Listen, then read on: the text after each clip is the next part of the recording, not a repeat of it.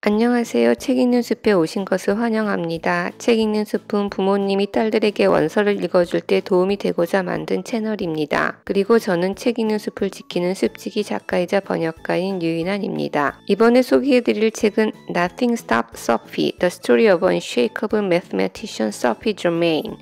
아무것도 소피를 막지 못해 포기하지 않는 수학자 소피 제르맹 이야기. 를 선택했어요. 쉐릴 발도가 글을 쓰고 바바라 맥클린톡이 그림을 그린 이 책은 여성으로서 파리 과학 아카데미 대상을 최초로 수상한 소피 제르맹의 삶을 다루고 있어요. 소피 제르맹은 1776년 프랑스 파리에서 태어났어요. 10대로 접어들 무렵 프랑스에는 혁명의 소용돌이가 일기 시작했지요.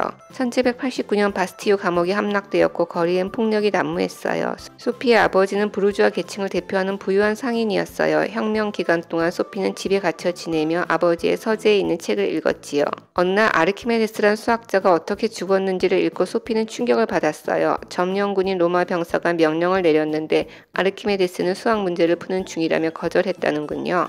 아르키메데스가 목숨을 걸 만큼 치명적인 수학의 매력이 무엇인지 소피는 궁금했어요. 그래서 한 권, 두 권 수학책을 읽기 시작했어요. 뉴턴이 쓴 책을 읽으며 스스로 미적분학을 깨우쳤지요.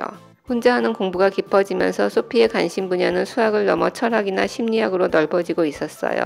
소피는 어느새 파리의 아르키메데스가 되어가고 있었지. 하지만 소피가 살았던 18세기 후반에 집안일이나 사교 모임에 신경 쓰지 않고 공부만 하는 여자는 어딜 가나 환영받지 못했어요. Amid this bloodshed was exciting talk of equality and liberty.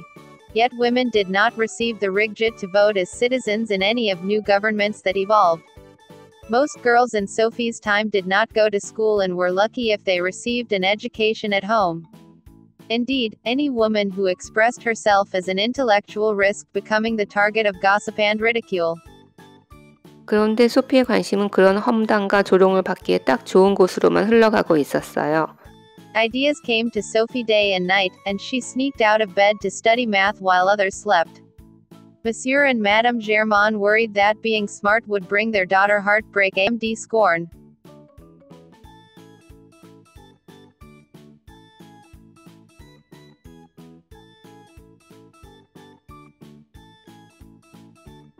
One morning Sophie was found bindled in blankets, asleep at her desk, next to a pot of ink that had frozen solid. 결국 부모님은 소피가 마음껏 수학 공부를 하도록 내버려두기로 했어요.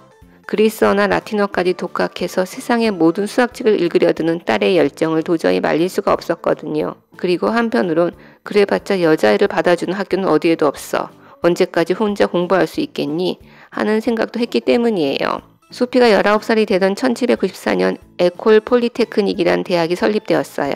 과학기술 분야 최고의 인재를 양성하기 위한 학교였지요. 그런데 이 학교도 당시 프랑스 다른 교육기관들처럼 남학생만 입학할 수 있었어요. 실력도 있고 집안도 부유했는데 오로지 여자라는 이유만으로 소피는 에콜 폴리테크닉의 문턱도 넘을 수 없었지요. 하지만 당대의 네로라 하는 학자들의 강의를 들으며 그들과 교류하고 싶은 마음이 너무 간절했기 때문에 다른 방법을 찾아보았어요.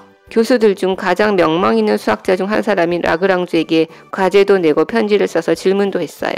물론 르블랑이란 남학생 이름으로 말이에요. 어느새 라그랑주와 르블랑은 편지로 어려운 수학 문제를 토론하는 사이가 되었지요.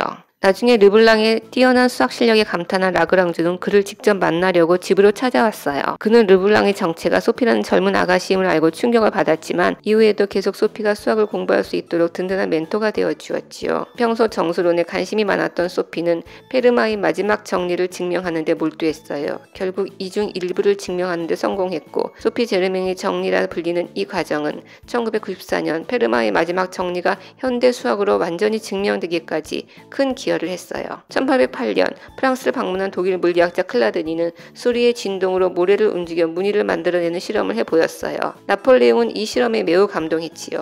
진동으로 무늬를 만드는 공식을 수학적으로 증명하면 금 1kg을 상으로 주겠다고 제안했어요. 이것은 워낙 어려운 문제라 공모 기간을 3번이나 연기해야 했어요.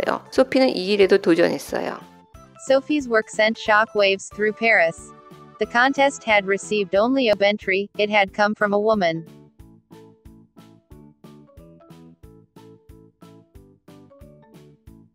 결국 소피는 프랑스 과학 아카데미가 주는 대상을 수상했지만 시상식에는 참석하지 못했어요. 당시 여성들은 회원의 부인만 프랑스 과학 아카데미의 공식 행사에 참석할 수 있었기 때문이에요. 또 이 아카데미에선 소피가 회원이 아니라는 이유로 수상받은 논문도 출판하기를 거부했어요. 학교 교육도 받지 못했고 학계에 아무런 인맥도 없는 소피 같은 여자를 학문적 동료로 받아들이기를 거부한 것이지요. 하지만 소피는 전혀 기죽지 않았어요. 자비로 논문을 출판했고 이후에도 55세의 나이로 세상을 떠날 때까지 계속 수이론과 탄성체 진동 이론에 대한 연구를 이어갔어요. 다행히 그녀가 죽기 전에 파리 아카데미는 아카데미 서기인 조제프 프리의 친구 자격으로 소피를 회원으로 받아들였다고 해요. 소피가 이루어낸 진동에 대한 연구는 나중에 현대식 고층 건물과 다리를 짓는 데 많은 도움을 주었어요. 심지어 에펠탑을 세우는 데도 기여했지만 정작 공로자 72인의 이름이 새겨진 곳에선 소피 제르맹이라는 이름을 찾아볼 수 없지요. 대신 프랑스 정부는 뒤늦게 그녀의 업적을 인정해주기로 했어요. 탄성체 진동에 대한 소피의 업적을 기리는 기념 우표를 2016년에 발행해 주었거든요.